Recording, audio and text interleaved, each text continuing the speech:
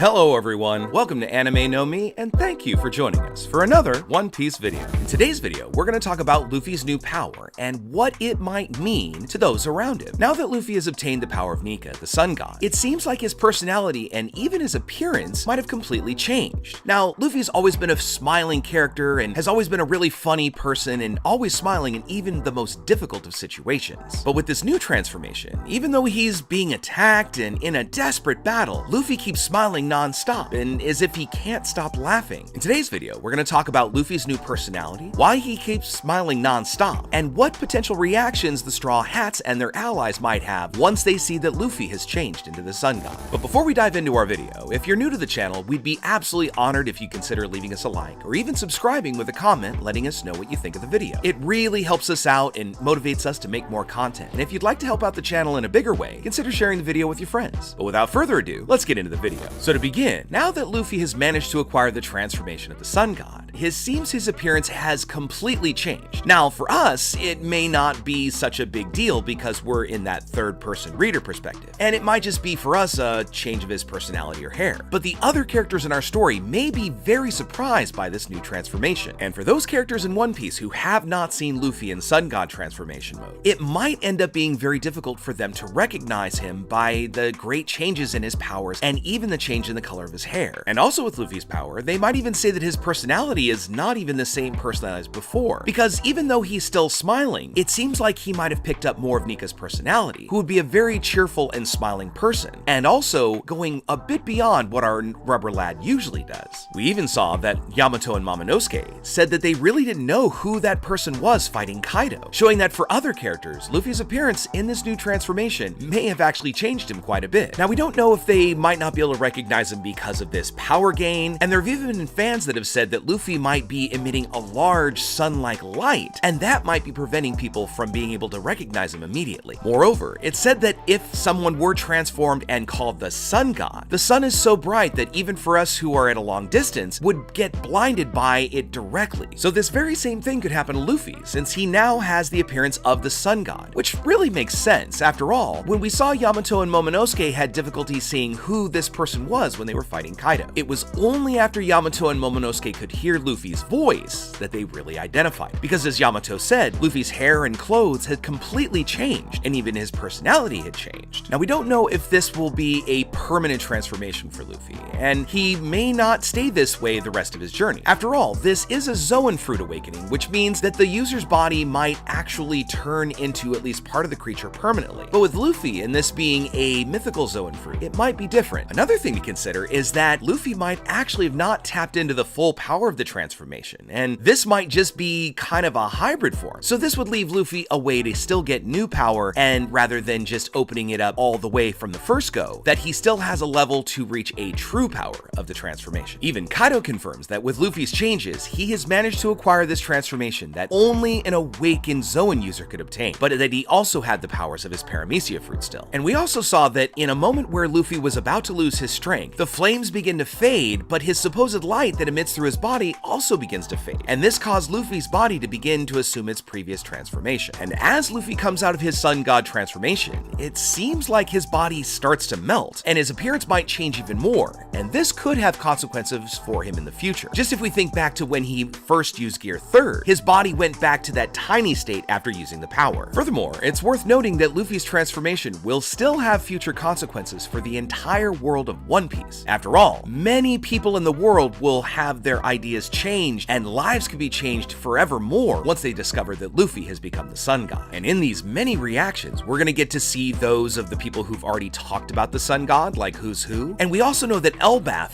seems to at least worship the Sun God. And besides being mentioned in other ways and by many different characters awaiting the arrival of this deity, they now will get to find out that it's Luffy that has this power. Now, we do have to mention that there are those in the community that think that once he's awakened this Zoan Fruit, Luffy will have to keep the Sun God transformation activated forever, or rather kind of a permanent Gear 5, but that really seems to be quite impossible. In some of the panels, we've also seen when this transformation does break down and Luffy seems to become very weak, so this may already indicate that he can't stay in it permanently, and that this transformation may even go demand so much more from Luffy's body than other gears he's used. We also have to remember that Kaido said that this technique might actually be costing Luffy his life, similar when we saw him use gear second, and it was a very risky technique that consumed Luffy's actual lifespan while using the power. But we also all know that Luffy doesn't care about this, because he knows that this moment hasn't come yet, and that he will only lose his life once he's realized his dream and reached the treasure that he has always wanted to obtain, and become the king of the pirates, along with getting the treasure called the One Piece. So if Luffy's not gonna die yet, we could probably confirm that he won't stay in the Sun God's transformation forever. We also saw in the manga that after having his head stuck into Onigashima, Luffy's companions could see the new transformation he was in, and many who were inside that place were scared, while others were incredibly surprised, because in that moment, Luffy was a giant. And once Luffy managed to awaken this fruit and pull Kaido with one arm out of Onigashima, Law, Nami, Tama, Marcos, and the other pirates must have been startled to see that level of power. We even saw their eyes pop out like a cartoon, showing that they were really surprised to see someone be able to move Kaido, who was in his dragon form, just easily, and rather because Kaido's body had to be incredibly heavy in that form, so not anybody has the strength to do that. And with Luffy's head getting stuck in Onigashima, they had the same reaction, and it's hard to understand how a giant had appeared in that battle, and even more, why Luffy was that giant. After all, Luffy didn't exactly have the ability to completely transform into a giant, so Luffy's allies probably never thought of this possibility, and may have even thought that Luffy had been defeated, so it might have been even more impressive that he got this new power. And on top of that, one of the reasons they may have been so impressed is that this appearance was very